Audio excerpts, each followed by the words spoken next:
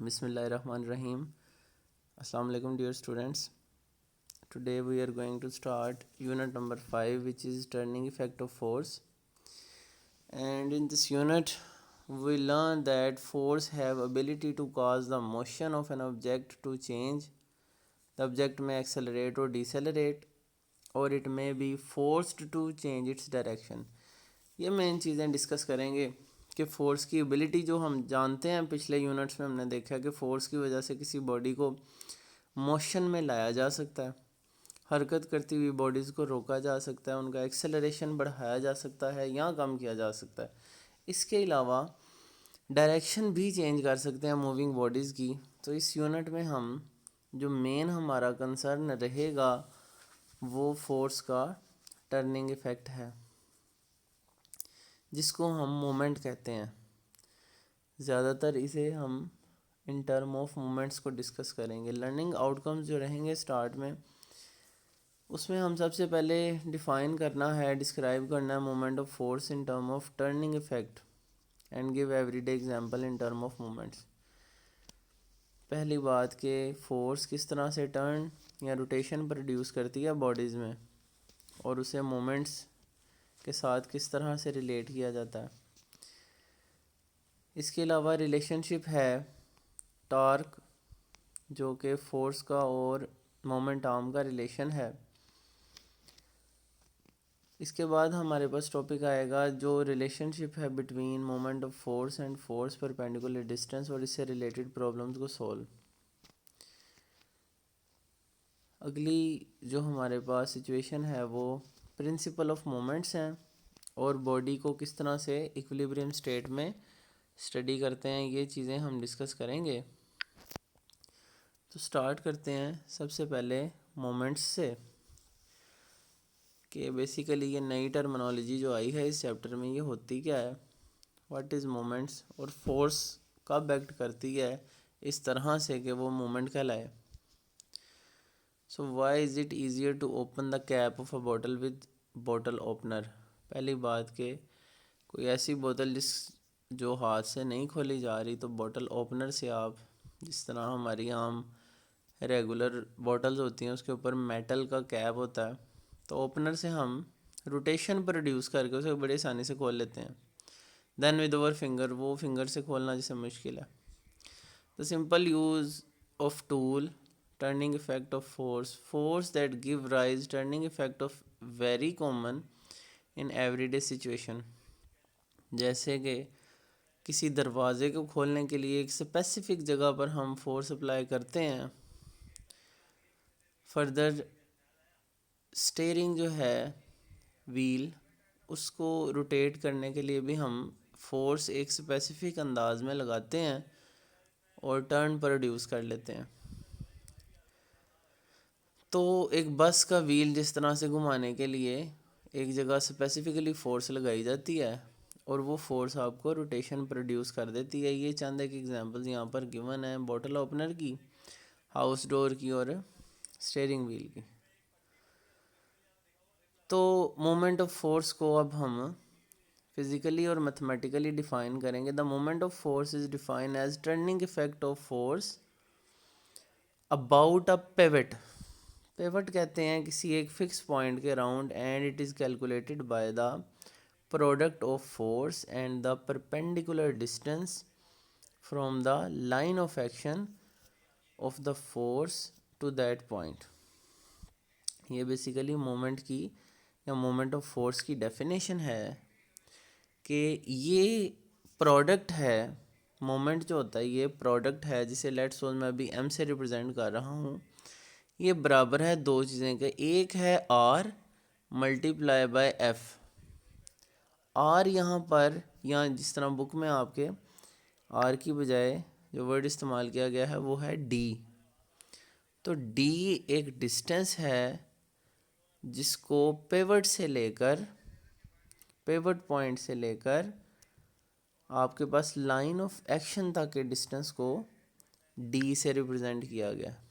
किससे रिप्रेजेंट किया गया है? डी से रिप्रेजेंट। इसको हम एक एग्जांपल से देखते हैं कि किस तरह ये आपके पास मोमेंट ऑफ फोर्स कहलाता है।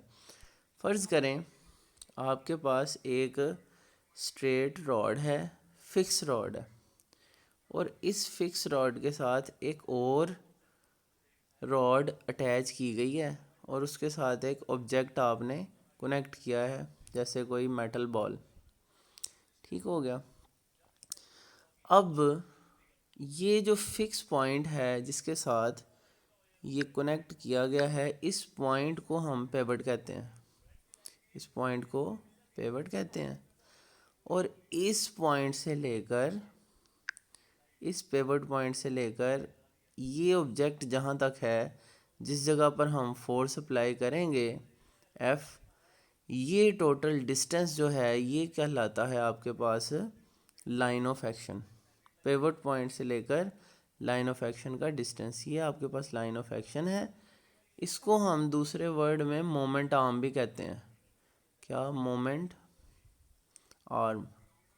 ये आपके लिए एक न्यू चीज़ है, इसको मैं ज़रा दोबारा डिफ़ाइन कर दूं कि क्या हम यहाँ देख रहे हैं, दोबारा से ज़रा देखिएगा कि इस एग्ज़ाम्पल को, कि अगर आपके पास एक फ़िक्स रॉड हो, उस फिक्स रॉड के साथ हम एक बॉडी को अटैच कर दें किसी और ऑब्जेक्ट के रॉड के साथ, तो जिस पॉइंट पर ये अटैच की गई है इस पॉइंट को हम पिवट कहते हैं।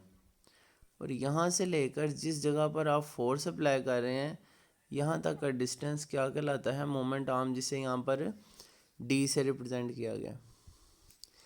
तो एफ फोर्स और ये मोमेंट आर्म डी, इन दोनों का जो प्रोडक्ट है ये क्या कहलाता है? मोमेंट ऑफ फोर्स कहलाता है। तो इस तरह अगर आप यहाँ पर रेंच की एग्जांपल देखें, जो कि बोल्ट और नट को ओपन करने के लिए इस्तेमाल किया जाता है, इस हाथ से अगर आप इसको उस तरफ को घुमा रहे हैं तो ये आपका लाइन ऑफ एक्शन है, और जिस पॉइंट पे ये फिक्स हुआ है नट को खोलने के लिए, ये आपका पिवट पॉइंट है।